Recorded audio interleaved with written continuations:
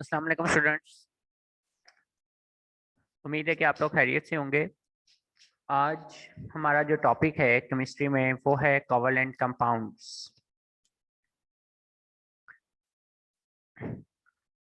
Covalent compounds एक important long category के question में भी आता है, शॉर्ट और एमसीक्यूज तीनों के पॉइंट ऑफ व्यू से ये क्वेश्चन आया हुआ है। ठीक है ना, इसमें से शॉर्ट भी आते हैं, एमसीक्यूज भी आते हैं और ये लॉन्ग में भी आता है क्वेश्चन। ठीक है,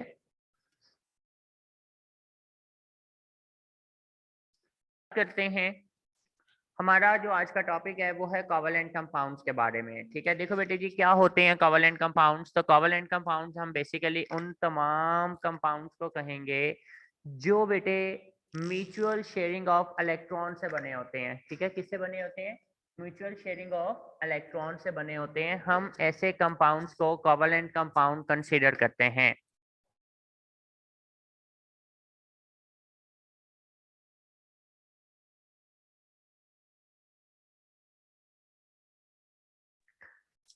तो जो भी तमाम एलिमेंट्स, ठीक है, कंपाउंड्स हैं, मॉलिक्यूल्स हैं, यानी कि हर वो सब्सटेंस जो कि म्यूचुअल शेयरिंग ऑफ इलेक्ट्रॉन से बनेगा, हम उसे कोवैलेंट कंपाउंड्स का नाम देंगे। ठीक है ना। अब हमारे पास अपनी डेली लाइफ में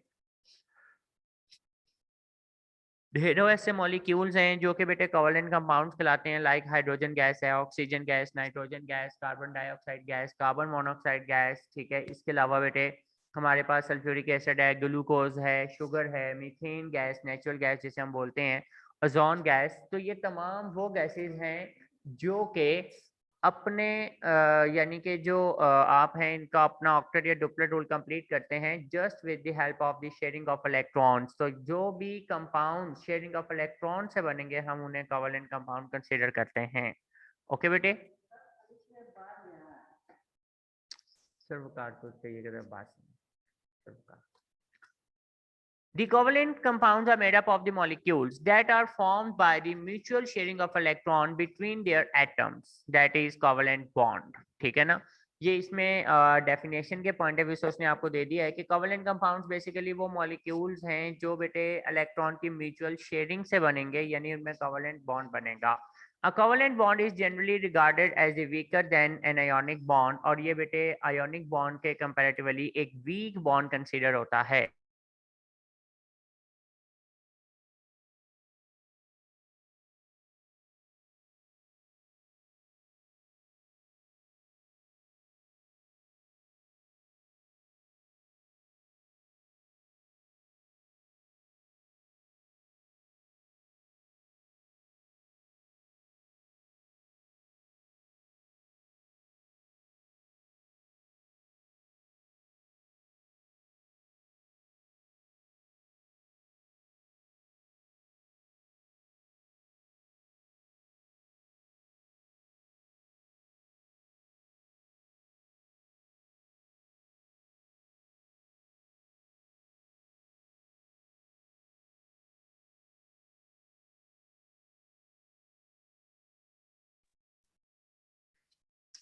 तो ये बेटा जो बॉन्ड है, ठीक है, जिसे आप कोवैलेंट बॉन्ड कह रहे हैं, ये बेसिकली कोवैलेंट कंपाउंड जो है ना, ठीक है, it is a very weaker bond as compare to ionic. Ionic के निस्बत बहुत ही वीक बॉन्ड कंसिडर होता है ना। व्हाट इज द रीजन क्यों ये वीक बॉन्ड है?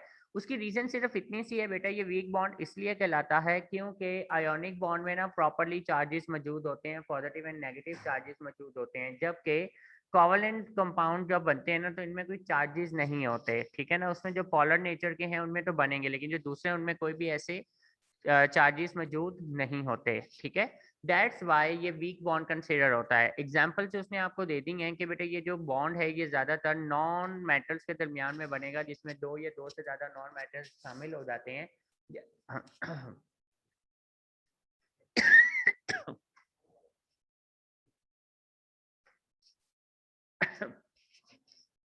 नहीं, तो लोअर मॉलिक्यूलर मास वाले जो कंपाउंड्स होते हैं, ठीक है, जिनका मॉलिक्यूलर मास बहुत ही कम होता है, ये बेसिकली एग्जिस्ट करते हैं in the form of gas. ठीक है, ये गैसेस फॉर्म में एग्जिस्ट कर रहे होते हैं क्योंकि ये जो लो मॉलिक्यूलर मास वाले होते हैं ना, इनका बेटा बॉइलिंग पॉइंट बहुत ही कम होता है। इसीलिए आप देख लें हाइड्रोजन है वो गैसियस फॉर्म में एग्जिस्ट करती है, ऑक्सीजन गैसियस फॉर्म में एग्जिस्ट करते हैं, नाइट्रोजन गैसियस फॉर्म में एग्जिस्ट कर रही है, carbon dioxide gas gas form में एग्जिस्ट कर रही है।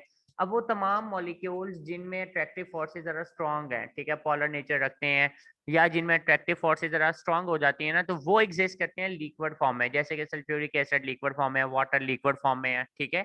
और बेटा जिनका मॉलिक्यूलर मास बहुत ज्यादा हाई होगा वो सॉलिड फॉर्म में भी एग्जिस्ट कर रहे होते हैं। मिसाल के तौर पर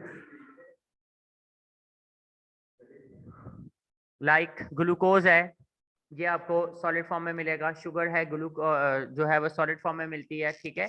इस तरह डिपेंड करता है कि जो कंपाउंड्स बने हैं इनका मेल्टिंग पॉइंट बॉइलिंग पॉइंट क्या होगा। It all depends upon their molecular size and molecular mass, ये इन पे डिपेंड कर रहा होता है, ठीक है। और उसके साथ साथ इनकी अट्रैक्टिव फोर्सेस पे भी डिपेंड कर रहा होता है, जिन्होंने इनकी स्टेट को डिफाइन करना होता है कि भाई सॉलिड होंगे, लिक्विड होंगे या गैस होगा, ठीक हो गया। तो lower molecular mass covalent compound are solid. Generally properties shown by covalent compounds are as follows. यहाँ पे आप हेडिंग देंगे इनकी प्रॉपर्टीज ऑफ कोवेलेंट कंपाउंड्स, ठीक है। ये आपके पास क्या आएगी, इनकी हेडिंग आ जाएगी। अब बात करते हैं कोवेलेंट कंपाउंड की प्रॉपर्टीज क्या हैं, ठीक है। तो नंबर 1 कि they have really low melting and boiling points, इनका मेल्टिंग एंड बॉइलिंग पॉइंट बहुत ही लो होता है, ठीक है ना। They have a low melting and boiling points, ठीक है। तो हेडिंग आएगी मेल्टिंग एंड बॉइलिंग पॉइंट्स की इसके ऊपर। इनका मेल्टिंग एंड बॉइलिंग पॉइंट बहुत ही लो होगा। Number 2 they are really bad conductor of electricity, ठीक है। इनमें से करंट तो गुजर नहीं सकता। हाँ, जो पोलर नेचर के हैं जिनमें पोलैरिटी मौजूद है, लाइक वाटर है, अगर HCl है, ठीक है, सल्फ्यूरिक एसिड है, तो बेटे इनमें से करंट गुजर सकता है क्योंकि इनमें पोलैरिटी मौजूद है, ये पोलर नेचर में आ जाते हैं। They have a partial positive and partial negative charges, that's why they have ability to conduct electricity. Okay बेटे, so they are really bad conductor of electricity. The compounds having a polar character in their bonding are conductor of electricity when they dissolve in polar solvents, ठीक है। अब ये भी मैं आपको बता दूं कि when dissolved in polar solvents का क्या मतलब है। देखो बेटे, अगर वाटर है, वाटर प्योर होगा, अगर ये पोलर वाटर है, प्योर है, ठीक है, तो इसमें बेटा कभी भी करंट पास नहीं होगा, इवन इट इज पोलर। हाँ, अगर आप उसमें HCl डाल दो तो एक दो ड्रॉप्स भी, तो बेटा इसमें से करंट गुजर जाएगा। क्यों? क्लोरीन के आने की वजह से उसमें आयन ज्यादा बन जाएंगे, जिसकी वजह से वो करंट पास करेगा।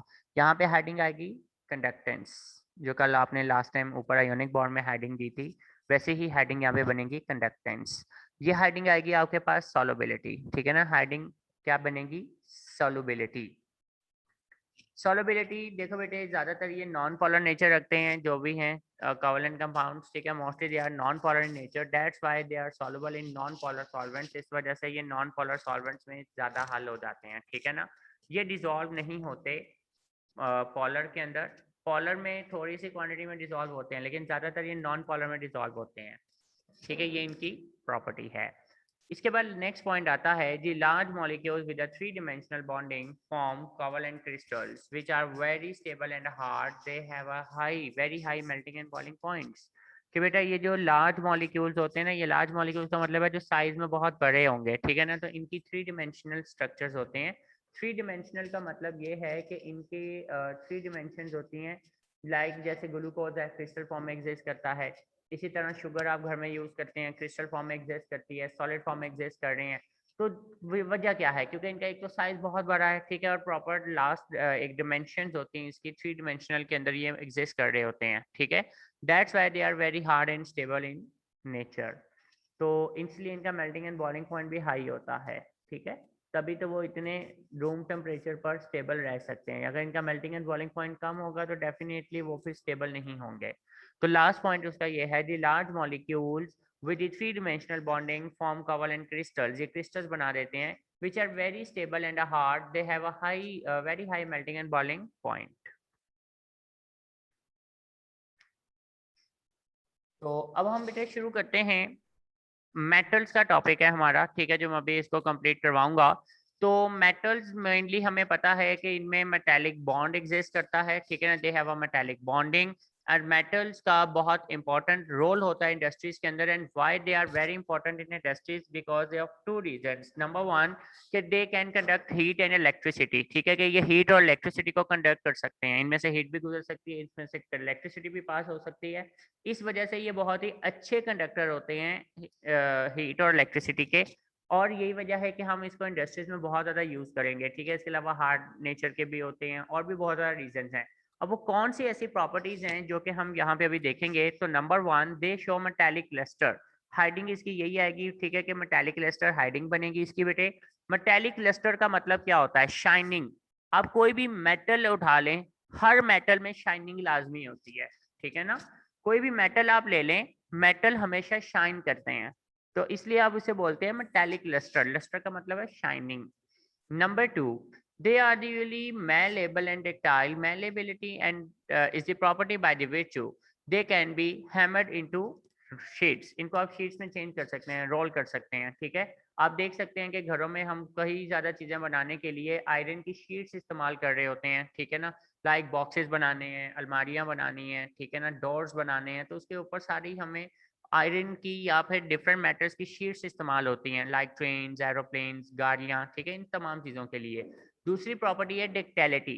डक्टिलिटी क्या होता है? डक्टिलिटी हम लोग कहते हैं कि बेटे हम इनको वायर्स में कन्वर्ट कर सकते हैं। अब वायर्स में कन्वर्ट करना, ये प्रॉपर्टी डक्टिलिटी कहलाती है। और आप लोग जानते हैं कि यू कैन ड्रॉ जो मेटल्स हैं, you can drawn into wires, आप इन्हें वायर्स में कन्वर्ट कर सकते हैं। तो इसलिए यहाँ पे हेडिंग क्या आएगी बेटा? मैलेबिलिटी एंड डक्टिलिटी, ठीक है ना। मैलेबिलिटी एंड डक्टिलिटी, ये दो हेडिंग्स बनेंगी यहाँ पर, ठीक है, malleability and ductility. Number three, high melting and boiling points, यानी हेडिंग आएगी melting and boiling points. So they have usually high melting and boiling points, इनका मेल्टिंग एंड बॉइलिंग पॉइंट बहुत ज्यादा हाई होता है, ठीक हो गया बेटे, ये भी एक इनकी प्रॉपर्टी है। Being a greater in size, they have a low ionization energies and form cations easily. इसके ऊपर हाइडिंग आएगी, ठीक है, कैटाइंस फॉर्मेशन, ठीक है, कैटाइंस फॉर्मेशन, ये हाइडिंग बनेगी कैटाइंस फॉर्मेशन। अब चूंकि बेटा साइज में बड़े होते हैं, आयोनाइजेशन एनर्जी कम होती है, तो ये फौरी अपने इलेक्ट्रॉन लूज कर देते हैं, और इलेक्ट्रॉन के फौरी लूज कर देने की वजह से दे आर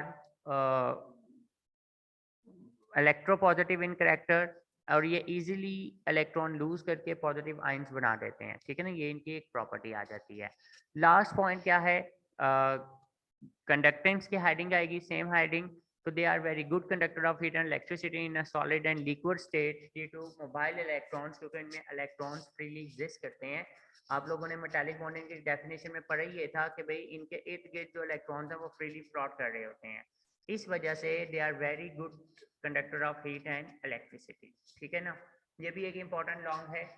यहाँ से एक शॉर्ट क्वेश्चन ये आएगा आपको कि डिफाइन मैलेबिलिटी एंड डक्टिलिटी। भाई क्या होता है मैलेबिलिटी और डक्टिलिटी? तो malleability is a property bye virtue of which metals can be rolled into sheets, while ductility is a property by virtue of which a metal can be drawn into wires, ठीक है ना। ये आपको short question में आ सकता है, कोई भी दो प्रॉपर्टीज आ सकती हैं लिखने के लिए, right any two properties of metals. Long में आ सकता है कि explain the properties of metals, ठीक है, तो इस तरह से आपने इसको एक्सप्लेन करना होगा।